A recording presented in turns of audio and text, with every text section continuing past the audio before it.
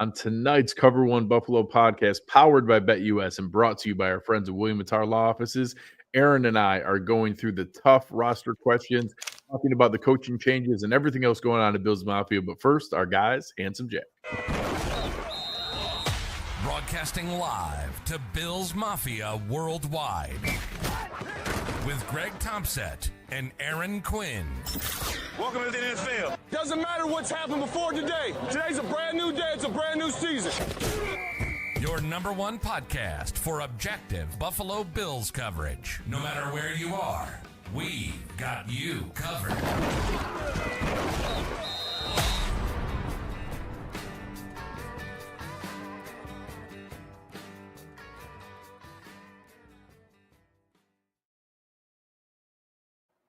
Goodbye,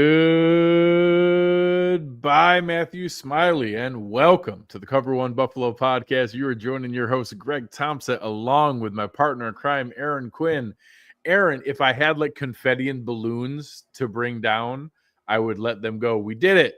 We finally have moved on from the evil reign of Matthew Smiley. I had to post on Twitter to like remind myself, do not celebrate a person losing their job. Yeah. Do not celebrate a person losing their job. Do not. Buffalo Bills going undefeated. And we're going to the Super Bowl. Yeah, that's Again, all things aside, I'm sure Matthew Smiley is a great person. I feel badly. This is probably his dream job, to be a special teams coordinator in the NFL. Yeah. They don't make as much money as a lot of people like to think they do. Special teams coordinators on average make $200,000, which is a very nice living, but he's not set for life or any of those kind of things. Sure. I'm glad he's not the coach of the Buffalo Bills anymore. Yeah, I agree with everything you said about, like, I'm not going to celebrate somebody's something bad that happens to somebody right in their life. But for the Bills, this just was every single week I do those DVOA charts, and every single week there was like 2 times maybe where the Bills ranked higher than the 32nd special teams. And that was such a tough thing to look at, especially when you looked at some of the elite teams, like when they played against Detroit, Baltimore even had some pretty good special teams at points this year. There's other teams that were just playing better special teams. But what I will say, Greg, to it is it's probably one of the most complicated ones to determine the success or failure being on the coordinator or not. Like, so much changes. You're dealing with the bottom of the roster skill players. I never know what to credit or fault the coordinator with it's hard. Punting and kicking. Kicking. Yeah, there's so much to the specialist game, and how much is that involved with the coordinator themselves. The return game was up and down this year, high variance, but overall the product was continuing to show the statistics weren't good. And you also had some key blunders and key moments that I think it was hard for the fan base, even just the optics, to keep him around. So it was the right decision to move on. I saw some people giving the Bills a bit of a hard time for at the end of the year press conference when asked, saying they were going to stay with them and then just changing them. I'm never going to have a problem with an organization reevaluating something and changing their mind. I don't need the accountability to be public at the press conferences, Greg. They took care of it. They had some accountability. 100%. And that's something I can tell you, like, as someone who has to do some difficult situations like this professionally, you're never going to have that conversation, 1, before you talk to the person. Correct.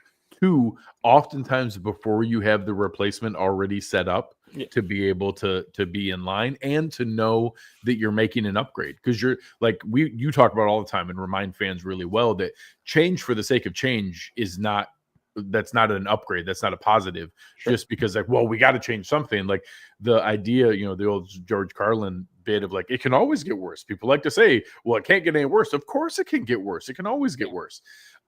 So I will say in this scenario, I do think this is a tangible upgrade. Chris Tabor is one of the most well-respected special teams coaches in the league. He was a longtime assistant under Dave Taub, who I think is often seen as the best special teams coach in the league out in KC, one of the most well-respected in the league. Chris Tabor was his longtime assistant, then has become a special teams coordinator over the last several years in a couple different spots that he's been. Most recently in Carolina. There's no Carolina connection there. He was never connected with anybody in Buffalo, but previous to that in Denver, I think maybe New Orleans, a couple different spots. Can we count the Dan Morgan connection or no? Maybe a little bit, maybe a little tree bit. spread, And he's a guy that, the opposite of Smiley. So Smiley had a very stable organization with a really talented roster that he had inconsistent, usually poor results. To give him credit, our guy Mark Ryan in the Slack channel or the Discord channel like to remind me he was number 1 in DVOA his first year, and then it went continually downhill since then. But that was with a very talented roster and a very stable organization. And a special teams unit that was consistently up in that top 10. He inherited a Correct. very good group that had been performing very well.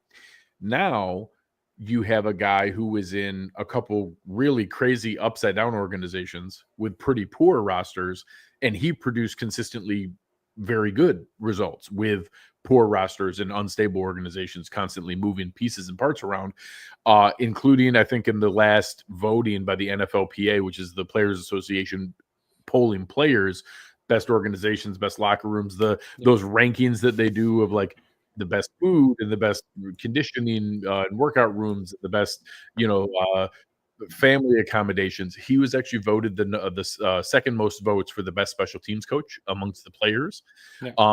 So a guy that I think we can feel good can come in, be a tangible upgrade. I don't think he's some miracle worker that all of a sudden we're going to be doing trick plays left and right and busting return touchdowns and shutting everybody down. But I think he can count to 11. I feel confident he can get 11 guys on the field consistently.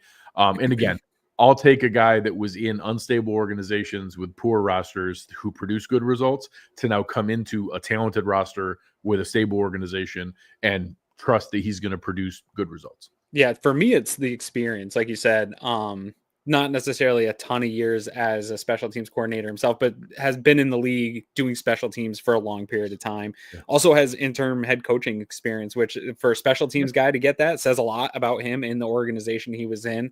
And just there's a lot of there's a lot of experience there that Sean McDermott doesn't need to monitor over, to your point, see if there's 11 guys on the field or not, or in those situationally what they need to be doing, making sure the look that Reed Ferguson's getting against LA gets blocked up, that you can't, like those types of things that when a team's going to go for it on fourth, when a team needs to be aggressive and they're going to go for a fake punt, like knowing those situations, having that experience. I say it all the time, Greg, all I need out of special teams, I don't need great. I don't need the best kicker in the league. I don't need the best coverage units in the league or guys again. All that stuff would be great. If we could have all the best of everything, fantastic. Sure. Special teams out of everything is I just need a good floor. I need a consistent floor. That I don't want to think about you. Yeah, I don't want to talk about it on the postgame show. When we go through special teams, I just want it to be like, yeah, it was good enough. Like, fine, no big mistakes. That's all I care about. I would love a consistent, slight net positive. Sure. Be a little bit better than the other team most of the time. I mean, I don't want to punt a lot anyway. So when we punt, just don't give up big returns. I don't need to blow. You don't need to pin everybody every time. Just don't be the mistake. Don't be the why. We're talking about you on the post game. Do your job. Sort of out of sight, out of mind, like a good offensive line operates. 100%. So again, we'll see where that goes. But I think that was a nice one. That was a position that you and I had called for last season, during this season, again after this season, and to see that move happen. And a quick shout out to our guy Steve Mathis. He did a lot of analysis on this, poking around at the different available candidates that were out there and narrowed it down, saying same thing you did, that they're going to go for experience. They want a guy they can trust and not spend a lot of time with. And he nailed it down and had Tabor as one of his 2 finalists for it, and had that out there before this announcement came. So shout out to the Bills guys and being ahead on that. That was a great call. Yep. The other hire that happened here is another one, like good fortune of like a regime change and things going on. We lost our nickel coach who moved on to a new role, and we got to hire the Patriots cornerback coach, Mike Pellegrino, who was not fired for performance related reasons, just they let the entire staff go in New England. And now we get to hire a guy who, again, the first thing that I normally do is I go to the reporters and the guys that I trust and analysts that cover the team. And the first thing I saw was Evan Laser saying like, oh man, that's a really great hire. Pellegrino was a guy I was kind of hoping Vrabel would consider keeping. He had a huge hand in Christian Gonzalez's development. I love the idea of pairing him with Taron Johnson, who, admittedly probably didn't have his best season, the same all-pro level we had seen previously. I love that kind of shot in the arm of a well-respected guy coming in, and now he can just focus on nickel, work with Taryn, and whether it's Taryn and Cam Lewis, or they develop Hardy, my guy Hardy stands. Yeah, DaQuan Hardy, Brandon Codrington, whoever. You Sure. develop some of those guys to be a backup nickel behind Taryn. I like that hire. Just in this, again, I'm not going to pretend like I knew him as some known commodity, as a guy that we needed to get. But the fact that I heard from those guys that he was a person of interest and someone they were kind of hoping that Vrabel would consider keeping from that staff, I like that. Yeah, I love that the Bills, to me, this signals two things. One, they're not making any significant changes to stop playing nickel anytime in the near future. Right. I love that they've specialized this position. One of the few in the league that it started to proliferate more, but they were one of the first, if not the first. It's been years now they've had that.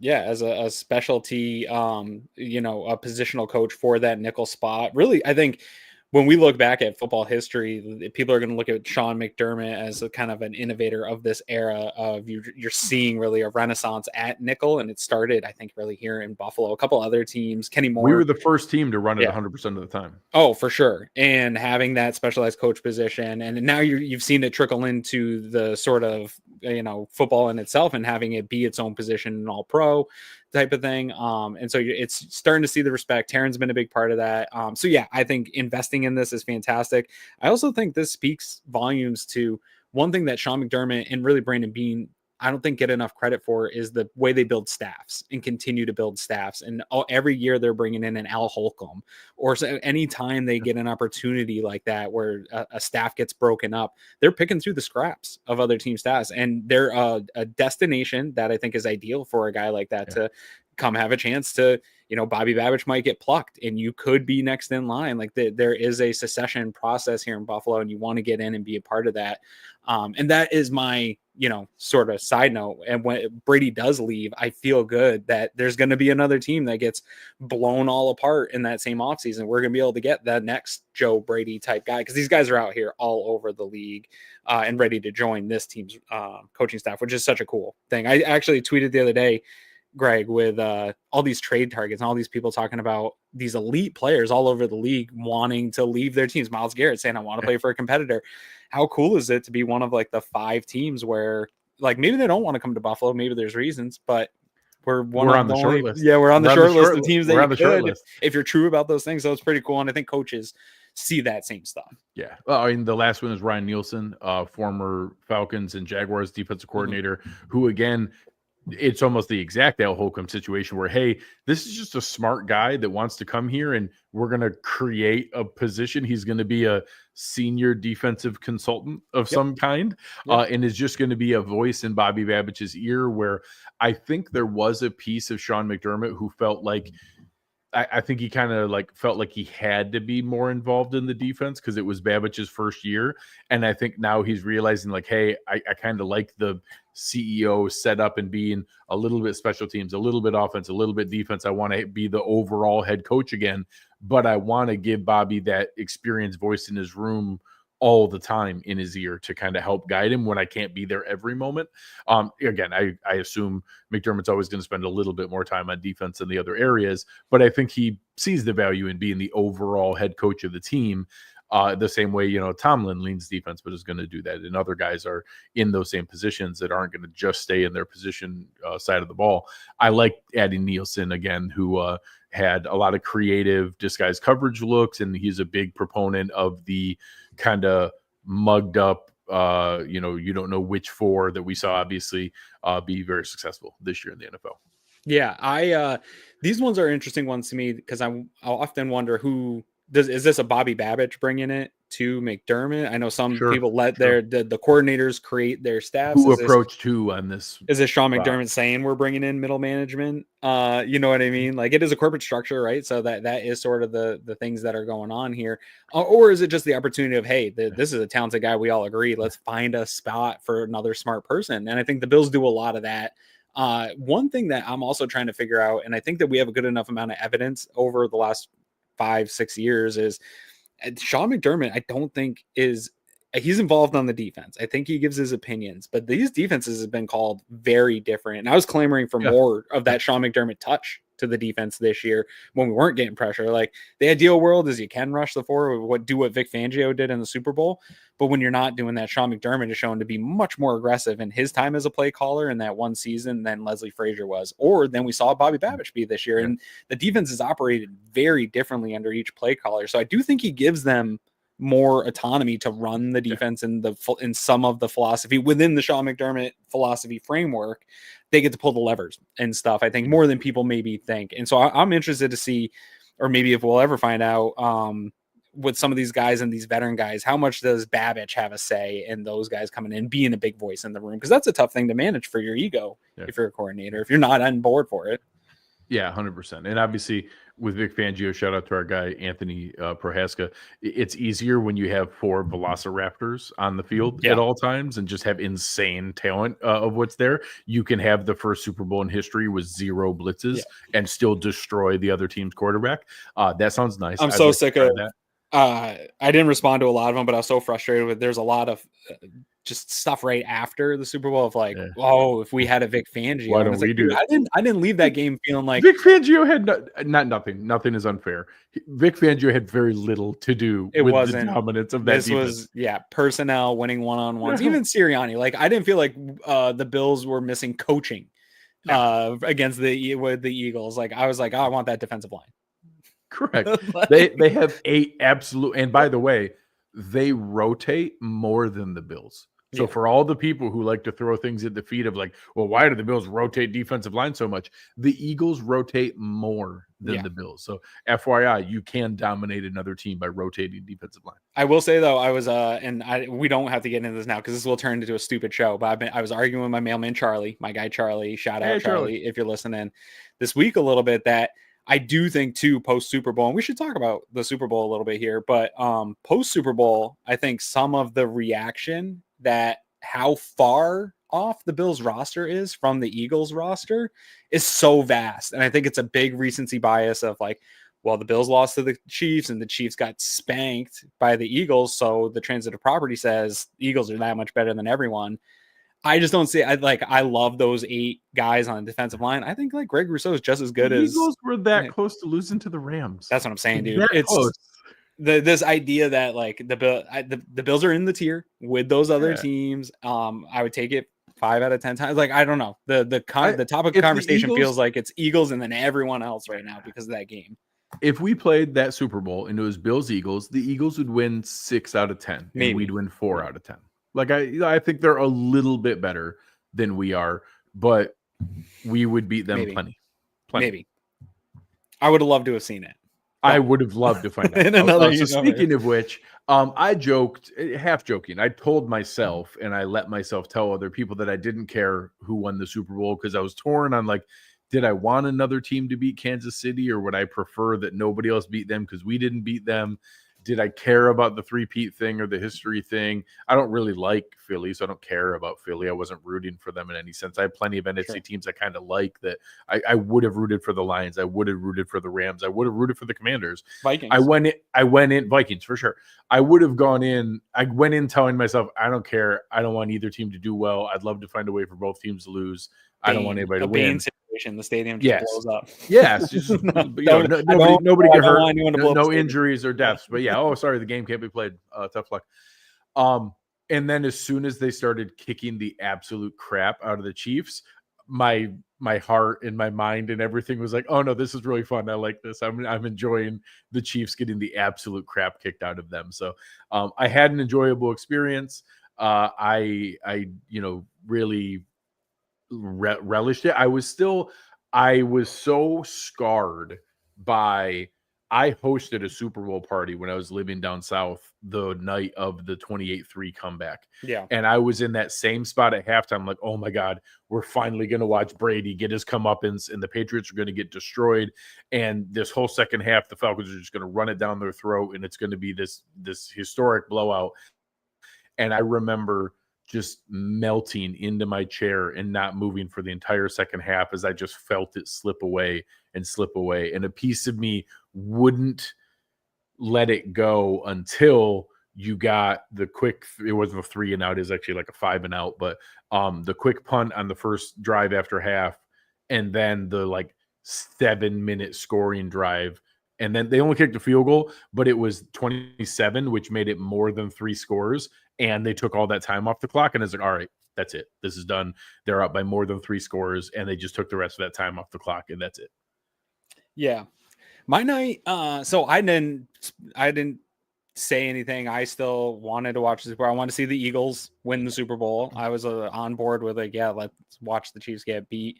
So it lived up to what I was hoping it would. I still wasn't like super into it. So it was on, right? We made snacks, we hung out, and I watched. I enjoyed, but I was like working a little bit too. Like I had some work to do that I put off while the Bills were on their playoff run. And so for me, it was like an enjoyable experience.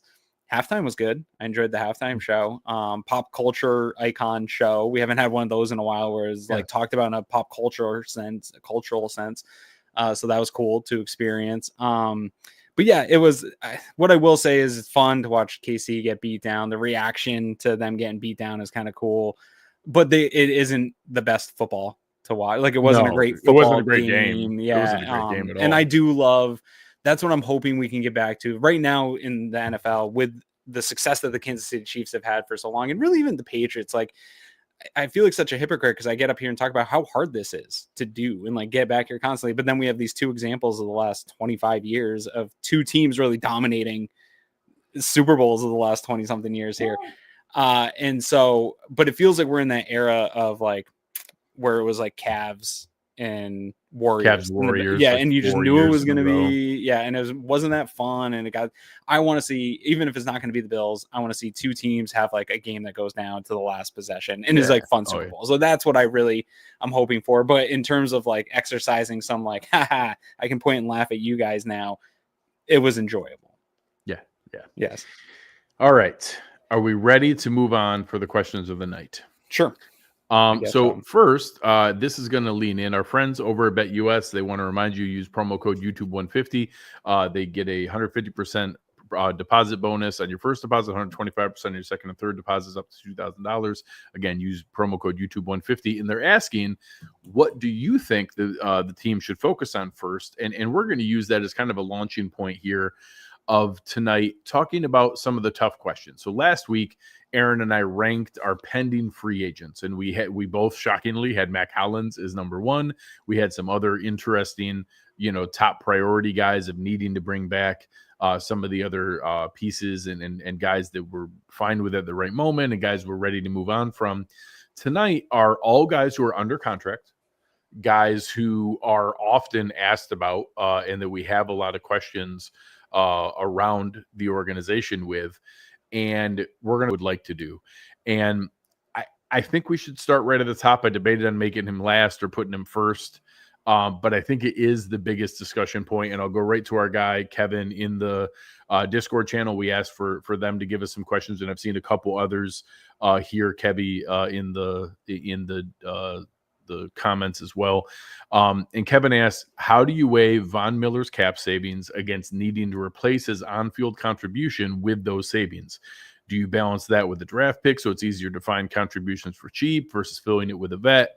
So Von Miller is an interesting one, and Kebby here I think has it pretty accurate, that if we cut Von Miller right now, it's $8.4 million in cap savings.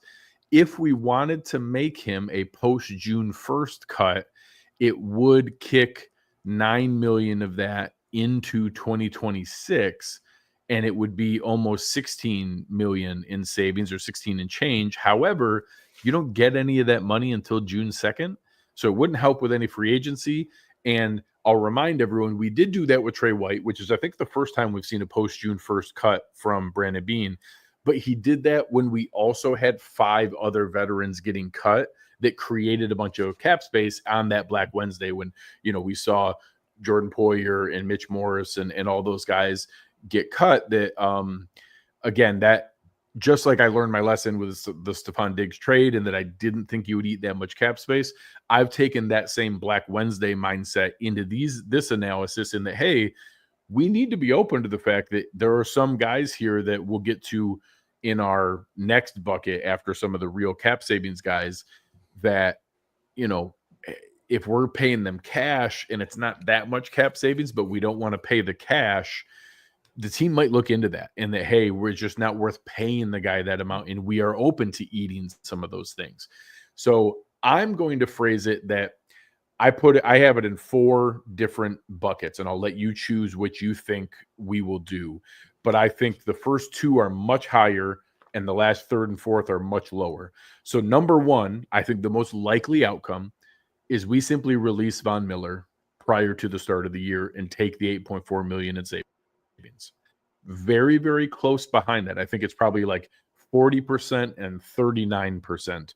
Right behind that is Von Miller stays on a pay cut.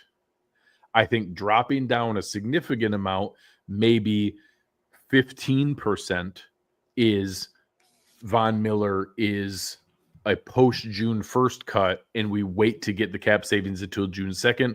I don't really see the logic of that because we can't create much cap space otherwise, and that's more money than you would need for in-season moves. I don't see that happening, but again, it's feasible. And then a distant 4th is Von Miller stays on the team as is with the current contract. I think that is very, very low, less than 5% likelihood that that's the outcome that we see here. Where do you see those 4, and which do you think is most likely? This one, I've been racking my brain all day to come up with an answer for the show, and I didn't have one coming in, and I'm still unsure. I'm with you. It's the top 2 things where I think I'm leaning a little bit towards it's a pay cut situation. For me, it almost has to be if Brandon Beane's going to move on and just be done with this deal with Von Miller, I do think he needs to either know that he's going to make a Myles Garrett type move or something else needs to I know people are frustrated. Somewhat splashy, a little somewhat splashy. I don't even know that you could rely on Myles Garrett would be an enormous splash. Yeah, huge splash. At least something splashy. Or even, maybe it doesn't have to be a Garrett, but just like that you have a free agent in mind that you want to kick that type of money to, or you Hassan Reddick would be like my line. It would need to be someone like a Hassan Reddick or Josh Sweat or better that you're going to bring in. It might not be. I know everyone in the chat is asking us about trading for Myles Garrett, Max Crosby, Micah Parsons, Trey Hendrickson. Do it. Of course, any of those things would be awesome. Quick sneak preview. Listen to the salary cap extravaganza next week. I'll talk about how we can create the cap space to do that. Those are big numbers to fit in and hide. Those would be awesome. I got advice for the cap show. Money isn't real. It's fun. Money isn't real. They print more every day. We can find ways to make it. That's before we go too far. That is priority 1, 2, 3, and 4 for me, is to call every team with a disgruntled elite player that wants to play for a championship team and see what they want.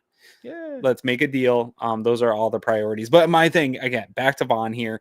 I do think he's more productive than fans thought he was. I think that there is more juice in the tank than people there's not some giant cliff that he's just fallen off of. Yes, it's a limited snap count. Yes, it's not the value of his contract as it stands. Him back on a pay cut wouldn't be a bad thing. He's played at a role where it's pretty good.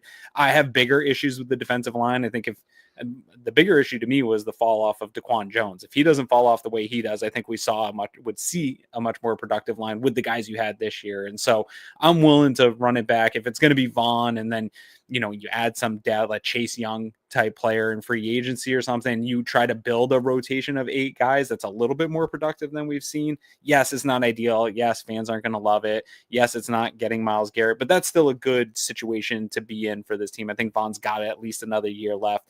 But I went back and listened to the show here to prep for this when we signed Vaughn and we looked at that contract, and we were thinking it was only like a 3-year deal at the time of signing it. And so this is sort of the crux of where you've come to with the injuries, obviously not meeting the expectations of the contract as a whole. I do think at the end of the day, Vaughn understands that he wants to be a GM when he exits football. And so I do think he's made a lot of money in his life. He's won Super Bowls. He has talked highly of Buffalo being a place where he likes and wants to win a Super Bowl. So I could see a scenario where he takes a significant cut, builds up a lot of incentives like we saw this last year, and could just stay on the team. I'd rather keep him if he can. Yeah. So I do think again, a distant fourth for me is stays on the team in his current deal. That is not going to happen. Last year, he was faced with some difficult decisions as well, and he agreed to a substantial restructure. Now, he did that with guaranteed money. That was a little wild. Bean can just go back to him and be like, hey, how about we do the same incentive structure here, and we set up some not likely. You're not going to be suspended 4 games this year, hopefully. Yeah, hopefully. And that we run that back in that same sense of, hey, we drop your base salary down, we build in some incentives you can earn back, and that, you know, we do it based on, again, making it to the Super Bowl, higher number of sacks, things like that. And if you earn that money back, by all means, everybody's happy. And riddle me this, Gregory. Lets him do it. Can we do it and Miles? Yeah. Then sign me up. So let's do that. Let's make that happen. Give me Greg Rousseau, aging Von Miller, and Myles Garrett. So again, I'm not going to go through it tonight here, but I've seen quite a few people in the chat ask so I'll use Chris's question here. As the roster stands today, does Buffalo have any cap space going into free agency? I will give you a sneak preview. I went through and did every ridiculous thing I could. And this was restructuring literally almost every single contract, extending Josh Allen, which I think is going to be done in 2026, not this year, but also re-signing Matt Collins, re-signing Ty Johnson, extending everyone except for Cook. I didn't extend Cook, but I extended Bernard, Groot, Benford, and Shakir. And with all the restructures and all those extensions, I had $72 million in cap space to spend. So again, you're Howie Roseman. That would literally, that is very, not a joke. That is exactly what Philadelphia did this year with the most void year money we've ever seen any team ever do. They did the Saints and Browns thing, except they won. So nobody cares that they leverage their future. So again, Brandon Beane's of course not going to do that. I literally restructured everything that wasn't bolted down, but that shows you what the possibility is of, you know, again, I think I did if something comes up, example and a couple other things. Yeah. If Myles Garrett really comes up, if that's a real thing, like there's levers to pull. So, and you got to remember, I use the Spencer Brown example all the time. Last year, we gave Spencer Brown a $19 million per year extension. In 2024, his salary cap hit after he got that deal went from 2.7 million to 2.93 million. Yeah. So extending Shakir, Bernard, Benford is going to have no impact on the 2025 cap. Sure. That will impact us in the future. If we extend Gregory Rousseau, it'll actually drop his cap number. We'll talk about that later on in future shows. I'm not 100% sure I want to pay him what I think his agent is going to ask for, but we'll deal with that later on. There is a number I'd love to keep him at. Sure. It ain't 25 million. So we'll see where that goes. But all those things, we can create all the cap space we want. And if a Max Crosby, Micah Parsons, Myles Garrett, Trey Hendrickson becomes available, we could instantly create that space and fit them in without a concern. That would not be a problem. Let's do that. Skip the rest of the show. Let's just go do that. So I'm going to nail you down. Make a call. Do you think Von Miller is on? I'll give you an easy. I think he's on with a pay cut. Okay. Is my guess. I was going to give you the over-under of April 1st of whether he's on the team or not. I think he's on the team. Yeah, I do. Okay. I have it at the two most likely, and I'm a coin flip. I think I'm slightly in the book of cut him.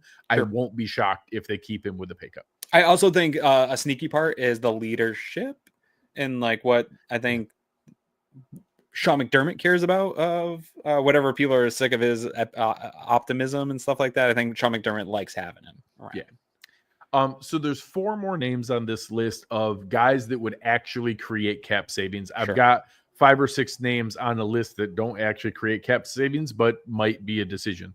The first one I think is super easy, and I didn't even list it until there was a conversation in the Discord channel. Somebody was asking me if we should cut David Edwards. No, thank you. It is $4 million savings. He was great. You're just making a hole. You're making a hole. Why would you create a hole that's likely going to cost us more than $4 million? No, thank you. The only reason I'm going to list it is I have reached the point of 100% self-fulfilling action with Aaron Kromer. So if Aaron Kromer tells me that Alec Anderson is ready to be the starter and Tylen Grable or Cedric Van Pran Granger is ready to be the sixth man, I'm going to say, okay, Aaron, whatever Aaron Cromer says goes, because I trust you implicitly. And if you tell me that's what you're ready for, by all means. I love the fact that we're bringing literally all 10 of our best offensive linemen from the best offensive line season we've had in 30 years are all coming back. That's freaking awesome. Yeah. Like, I don't want anything to change from that. So if this was like a $9 million conversation, sure, like Mitch Morris. Right? Mitch Morris was at a point where I didn't want to cut him, but it was a big enough number where I was like, I guess I could see it. Yeah. David Edwards said this one you're paying is not enough. Like, that's what it's going to cost to replace him, if not more. Yeah, or I just like rolling the dice I get it that there's I get it. We thought Cedric Van Pran Granger was a nice value. They didn't even make him active. They made Will Clapp active later on. Like, can we settle down on like this? We have to find a spot to get Cedric Van Pran Granger on the field. Like, he's a 5th-round pick who wasn't even game day active at the end. We made Will Clapp a practice squad call-up to be our active guy. Like, settle down, guys. Like, we have no idea whether I'm with that's Ron Beck or not. Travis Clayton's going to become a star, and you can't Shout out to Ron. Shout out to Ron. All right. So, again, I listed David Edwards because those guys were talking about the Discord channel. I will be flabbergasted if we release David Edwards. Yep. I'm going to go 2 more easy ones, then a little bit tougher one. Mitch Trubisky is 2.5 million. Sam Martin's 1.8. Neither of those are big numbers. Obviously, even if we did a rookie or a veteran minimum, we would only save like 900,000 versus Sam Martin. Also, a big thing is he doesn't have any guarantee trigger this year. So I assume he's going to compete with someone in camp, and then the winner makes the team. I don't think we cut him ahead of time and then force a replacement, but I don't think he's in a guarantee to make the team. I think he competes against an undrafted free agent or another veteran minimum signing, and maybe the guy's cheaper. And I kind of hope Mitch Trubisky's the same, that maybe he has to compete against somebody, and that I wouldn't mind. I'd be fine if they cut him beforehand and saved the 2.5 million and drafted a guy on day 3. I don't think anybody cares if we keep those 2, but I also don't think it's not so much money because, again, we have to replace both of them. So the net savings combined is like 2.6 million tops. It's not some huge amount of money, but I'll take every penny I can get. I like Sam Martin. He's exactly what I just said about special teams, where I think he's just good enough to. If you watch the Super Bowl, he's the anti-Areza. Areza punted the ball out of the end zone multiple times when they needed it to be inside the 20, and he could no problem that we were talking about control into a kick. Sam Martin's good at putting it inside the 20. Yeah, no, I like Sam Martin. He's been pretty consistent. I have no problems with Sam Martin. Bring him back.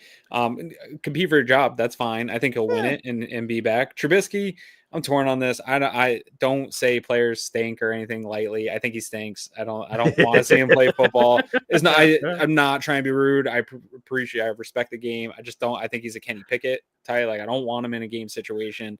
But Josh loves him. Josh loves having him in that room. And ultimately, like, unless there's a material upgrade out there for around this price, which probably isn't, whatever. Let Josh have cool golf buddies that he likes hanging out with and sets the vibes for another year like that. If Josh gets hurt, everything sucks anyways. So might as well watch Mitch Trubisky. To Slim Charles' point here, Mike White. I don't think there's a difference between Mike White, Shane Buechele, and Mitch Trubisky. Not a big one.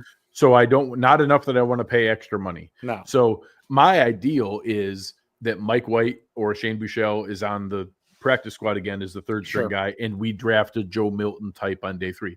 Give me a big athletic project guy that can run around that similar to Mitch Trubisky. We also don't want to ever see play, but is a fun developmental guy and is something that maybe we can see turn into something. So we'll see. I know if I think producer Chris had mentioned if Jalen Milroe falls to day 3, sure, a guy like that. I think he's going to be higher than that, but whatever. I have Josh Allen. I don't have to scout quarterbacks. I don't know who those guys are. All right. The last one here that I think the answer is still no, but the number's closer to like, maybe, is AJ Epenesa. AJ Epenesa is further into his deal. We're releasing him as $3.3 million. $3.3 million is more than we paid Dwayne Smoot. That's more than some veteran rotational defensive ends who lose that game of musical chairs end up getting. AJ has had a weird, like, net positive close rate that his number of sacks versus pressures has been weirdly high, which is a good thing when it happens, but also doesn't necessarily regress well to the mean in future seasons. But he's done it a couple years in a row now, so maybe he's just a good finisher. I don't know if that's a thing. I don't know that 3.3 million is quite enough, but I'm also not 100% sure that I think it's like, it's not my David Edwards response of like, no way, they're not cutting him. That would be crazy. It wouldn't be crazy, but I don't expect it. I like AJ fine as part of a rotation. It feels a little too much like a run it back if you're running it back with Vaughn and AJ. To me, it would signal we're not going to do enough at that position if you bring both those guys back. So for this exercise, I'd move on. It's not a lot of savings. You can't do a lot of stuff with it, but those add up. It's a significant amount of snaps. Yeah. And so, yeah, I'd like to see a move that signifies we're clearing way for something different along that defensive line rotation. Yeah. Okay. So now there's a group of guys here who I get asked about a lot that aren't actually the difficult decision people make them out to be. Sure. Two of them just became even easier. Both Dawson Knox and Curtis Samuel just had their salaries guaranteed. It happened on February 10th. Both of them had it in their contract that if they're on the roster the day after the Super Bowl, their salary becomes guaranteed. So one, that means there's no leverage to do a pay cut. We already did that with Dawson Knox. He was when he originally signed, he was a $12 to $14 million guy. He knocked it down to $9 million. Do you want to tell me you don't think Dawson Knox is worth $9 million? Sure. I'll fight anyone that wants to say that he's like far off of that.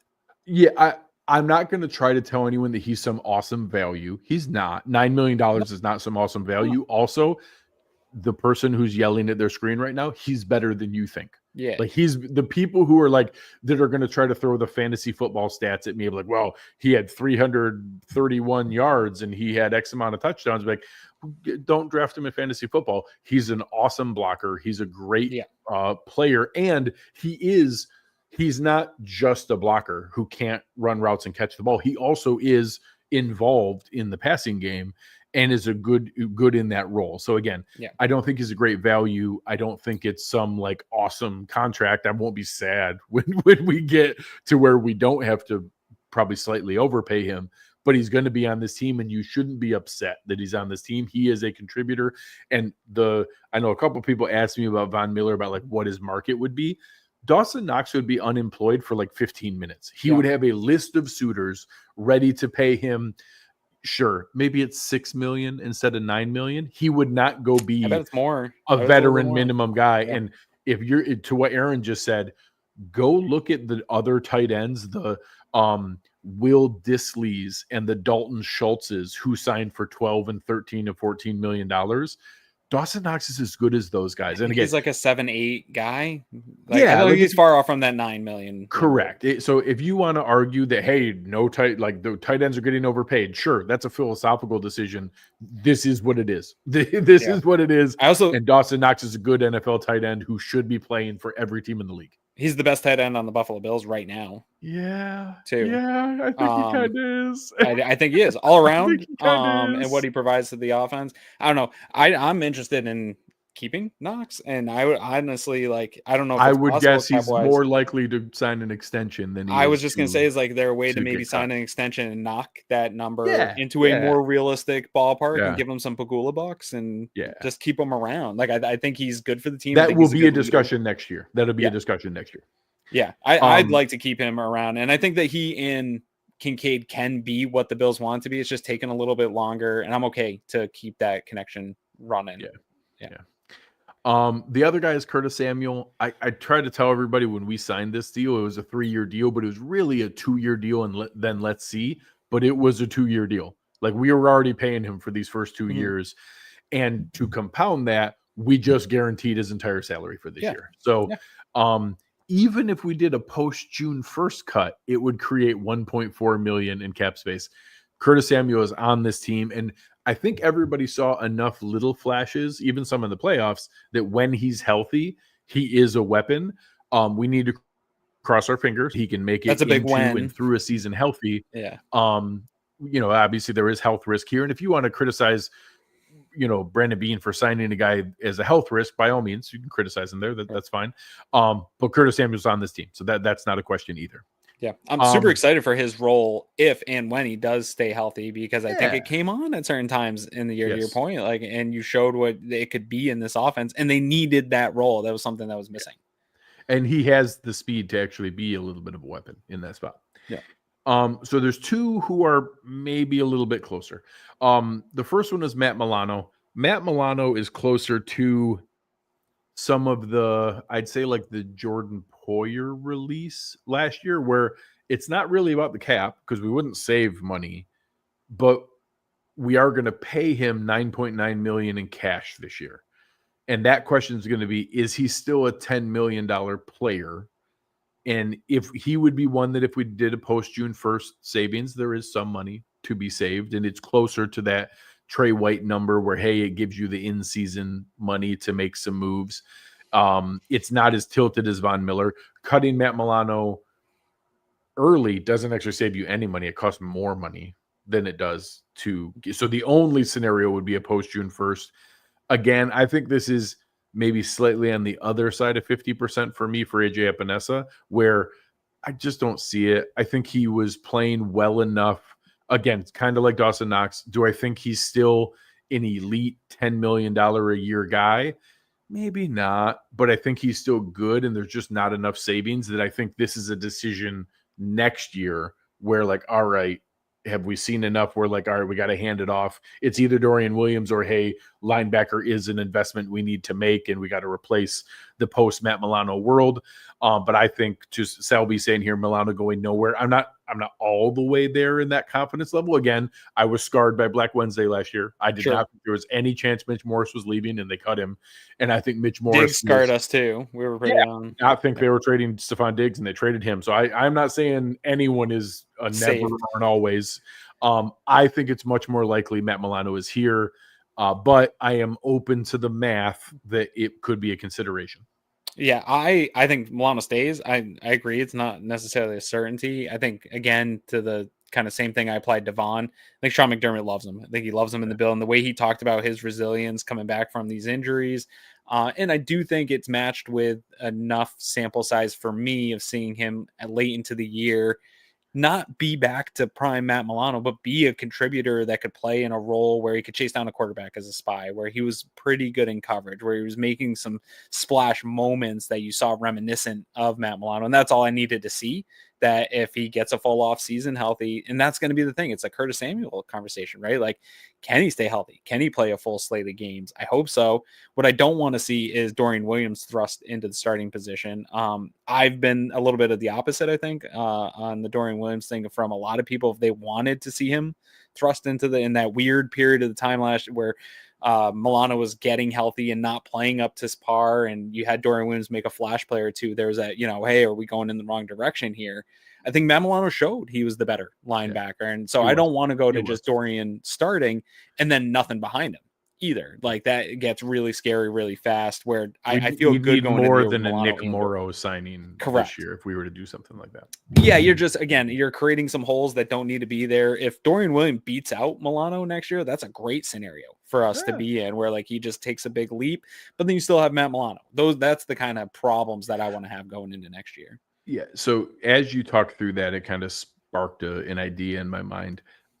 I guess I would, if I had to rank, like I gave you the 4 options for Von Miller, I guess I would put Matt Milano as surprise cut down day release.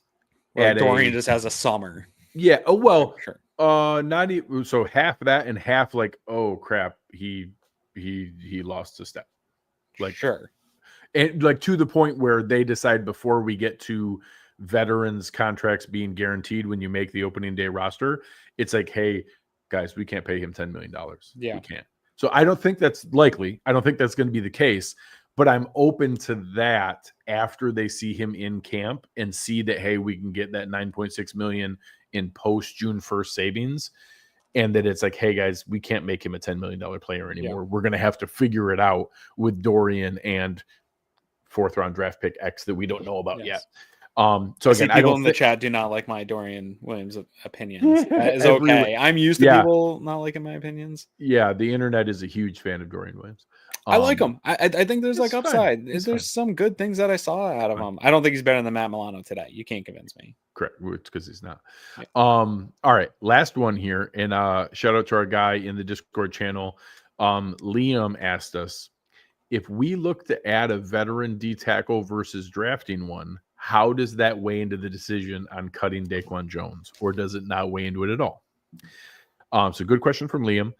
And this one is probably, honestly, like if we're going to put someone as the most likely post June 1st guy, DaQuan is probably that guy. Yeah. So his question cash wise, and again, some of our guys in the Slack channel, Adam is always really good at this, of kind of laying out the options of how do you really analyze this. Chris in the Discord channel is really good with this as well.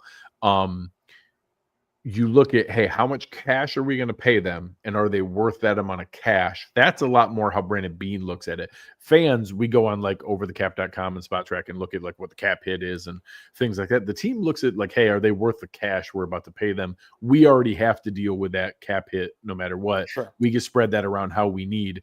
Are we going to pay him this cash? His cash this year is 7.75. Ron, they're talking about DJ Jones. We're going to pay DaQuan Jones $7.75 million.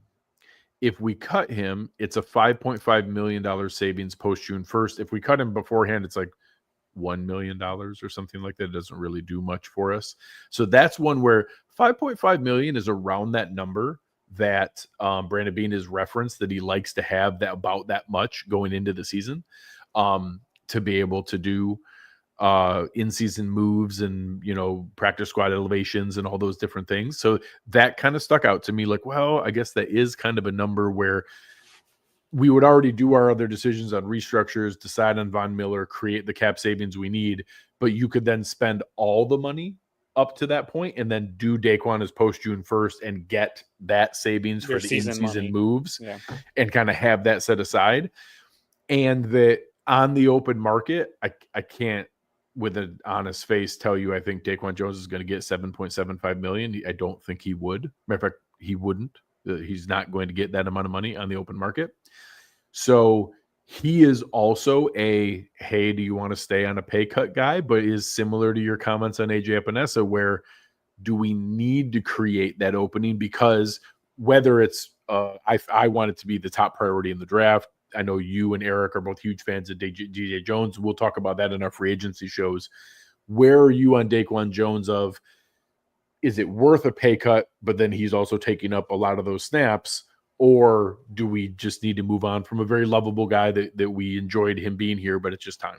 Yeah, I love DaQuan Jones. I was super excited when they were able to bring him back after that Black Wednesday that you referenced, of being able to get him back in free agency, not knowing if you were going to be able to. Happy to get him back. I think it hasn't worked to where you wanted it to post injury. He didn't come back. I thought he would. This position ages well. That injury didn't seem like maybe something that would have him hit that cliff. It feels like he's hit the cliff. I don't know what's left in him or if there's anything else behind it. But I do think it's time to sort of just move on from a mistake of bringing him back and try to fill that role better. To me, that was the big thing that separates, back to that point about how deep the Eagles are versus the Bills. And the thing that separates is Brandon Beane tried to address this by getting DaQuan back, by having Von Miller here. When everybody was healthy pre these injuries and stuff, what they did, it was looking like a bunch of all-pro seasons from all these guys, and injuries derailed it all. So to your point, if you want to yell at Brandon Beane for not knowing some older players were going to get injured, sure, go for it. But you do have to cut your losses at some point and address it. And I think that is the specific spot for me. Back to Bet US's, where do you got to start in this offseason? For me, it's I would love to get Myles Garrett on the edge. That's a luxury item for me, but an absolute need for me is better play on the interior defensive line next to Ed Oliver, taking up space, doing all those things you need that traditional one tech to do. Yeah. So I'm in the same boat. I think it's more likely that we move on, and it's an area that I'd be fine if that's our biggest splurge this offseason. defensive tackle. I'd be perfectly fine with that. Again, Yeah. I know I could see him being one of those guys flashier, but I could see him being one of those guys that's kind of like sitting out there mid-season because it didn't stick. Like this happens to these later in their career defensive tackles, and maybe he comes back for a playoff run on something if small. he's this year's Quentin Jefferson or Jordan Phillips, great. That's perfectly fine. I'll be happy to welcome him back mid-season and to come in to be our new Linval Joseph that comes back in. Bills love those guys. Yeah. All right.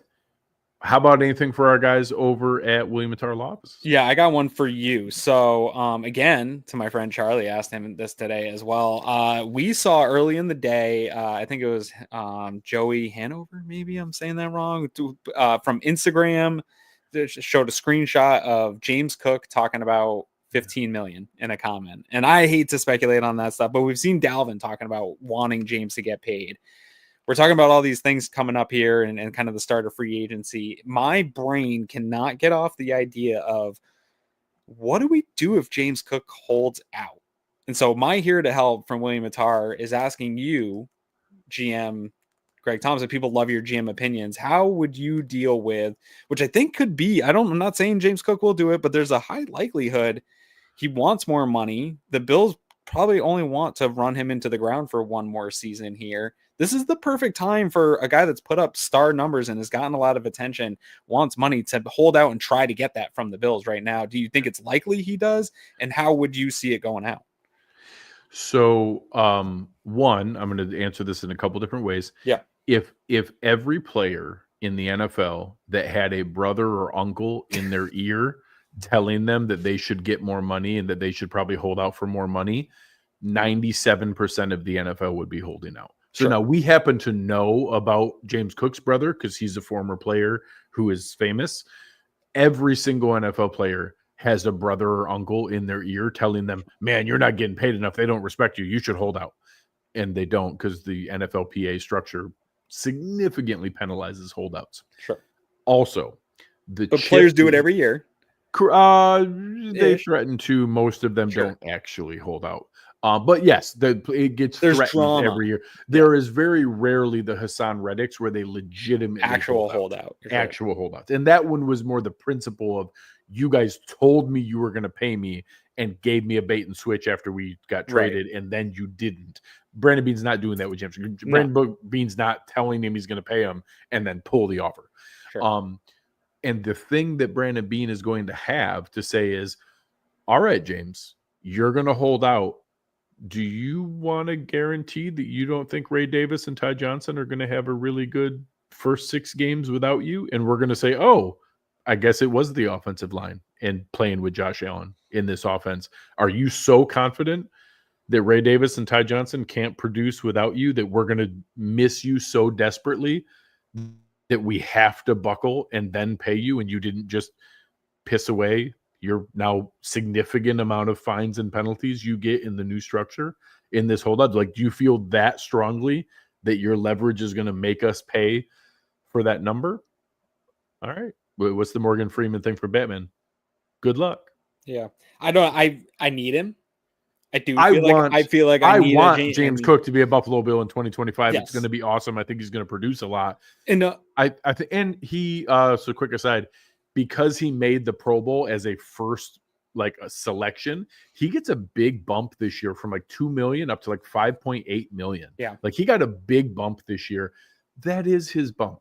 Yeah. That is honestly, like, hey, make good number. You're not on the 4th year of a second round pick where it's like 1.7 million. You're getting like 5.8 million. That's a nice chunk of money. And next year, the Raiders or the Jaguars or some other organization are going to pay you $45 million, and we're going to wish you all the best. Yeah. I don't think he'll actually hold out into the season. What I'm concerned is he's not showing up to voluntaries. He's not showing up to stuff. And it's just a story that's going to hang out over the Bills that is unnecessary and probably doesn't mean anything. He'll probably play and all that stuff. I just see this as a potential of like, this could be annoying. If he's commenting on Instagram, 15 million, like he also is clearly in the same mindset of like, I need to get paid. Now separately, he just had an awesome season. The dude 2 seasons, 21 touchdowns. Yeah. Like, yes, a very, very good season last year. Just as good of a season this year with 21 touchdowns, which is a huge, huge waving flag of negotiating. And it's going to help him get paid in 2026. It's just not going to be from the Bills. Like, it's not some slight. Like, hey, we put you in a great position to go sign an awesome second contract. We wish you all the best. Go kill it wherever you go play. This is going to be great for you. That's totally fine. It's just, I'm not going to say it won't, because we talked about Black Wednesday. We talked about the Stephon Diggs trade. Paying running backs is another bucket where the next time Brandon Beane pays a running back will be the first time Brandon Beane pays a running back. He has done draft, utilize, draft replacement, let walk, rinse and repeat over and over and over. That's the cycle that he does contract layering with, as well as any position that he does. I would bet a ton of money that we have a Ray Davis, a Ty Johnson type, maybe Ty Johnson, and a 2026 fourth round pick as our backfield in 2026, because that's what we've done every other time. And you set it up and you layer it, and the next group comes in. And then guess what? Ray Davis is going to look awesome. And then we're going to let him walk too, because it's just how it works. I will say the late stretch of the season, I was on board with that, thinking like, this is how it's going to go. It's always going to go that way. But then the way James Cook played, he was the awesome. end of the year was like, and it gave me that like, maybe he's the first guy. He's the first guy that is going to force a real decision. It was not a hard decision with Devin Singletary. It was not a hard decision with Zach Moss. Like, none of those were difficult decisions. Those were not challenging for us to do. James Cook is the first one that's going to make us go like, how much? And again, it's not going to be the $15 million. I want to pay him Fred Taylor money. So Chuba Hubbard. Sure. Chuba Hubbard is a guy who has played really well for Carolina. Love him. And he signed a 4-year, $33.8 million deal.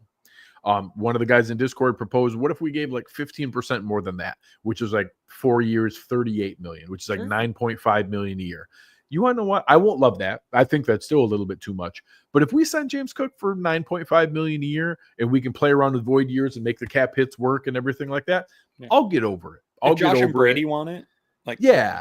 And if realistically it's a 2-year deal where it's like 2 years and $16 million plus some incentives, and then we'll see.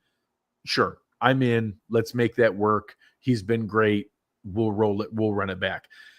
I can not guarantee. I feel very strongly the Bills are not paying him $15 million, and I feel very strongly his agent deserves to ask for $15 million or more. Yes, because he just had an awesome season. Yes. And I could see it being one of the situations where, like, I think I said in Discord, where whenever they do get it done with Cook, it'll look really significant on like the ticker on NFL Network. And then when you break it down, it'll be like, oh, actually, it's just like a 2-year deal and it's not that big. And it's just, if it's fluffed up to make them look good and tweet it out, and it's not that big of a deal. So anyways, I wanted to hit you with that one because it was on my mind. Great question. Yeah. So shout out to our guys at William Mattar Law Office, our fantastic partners. Super excited that they already renewed with us for this season of 2025. You know the deal. Hurt in a car, call William Mattar, 844-444-4444. Awesome people to work with. Even better people in person. They're fantastic people to work with. Their entire team and Bill himself is a really good dude. So a lot of really good questions in the chat here. Jeffrey asking about what is the cap going to be? Mike asking who are eligible interior defensive linemen to bolster the rotation. Paisan asking any chance we can get Leonard Floyd. I will tell you, I think the salary cap is going to be a number that I tell you next week on Wednesday. So come and watch the salary cap extravaganza. Later on, Aaron and I are going to be doing our offensive wish list, our defensive wish list. And that, folks, is what they call in the business a tease, to get you to come back and watch later shows, because we got to pay these bills. William Mattar Law Offices don't pay me to give you all the info right now. I need you to come back next week. That's right. They're paying for more shows. So yeah, I won't be here for the It's a long off season, folks. It's a long off season. I won't be here for the salary cap extravaganza, but you know what? If you do want that question answered, I would go to cover1.net/1pass. And I guarantee if you ask Greg about some of that stuff in the 1Pass, he would answer you tonight. Otherwise, you're going to have to wait for our shows, uncovering all that information here as we go. So if you are looking for a way to support us, that's a great way. Join now. You'll get it all through the next season here, and join back up right before the start of the year next year. It's a great time to sign up for the NFL season. Get kind of the calendar year going with being a One Pass member. It's a great way to help out. It allows us to bring you all the statistics and data and analysis and breakdowns and stuff that we do. So shout out to all the Discord members. They got some of their questions asked tonight too. Absolutely. So shout out to those guys. Kevin and Liam had some awesome questions in the Slack channel. I even gave Mark Ryan a shout out, even though he makes me crazy. But that's the fun of Discord, is to be able to have some fun in there.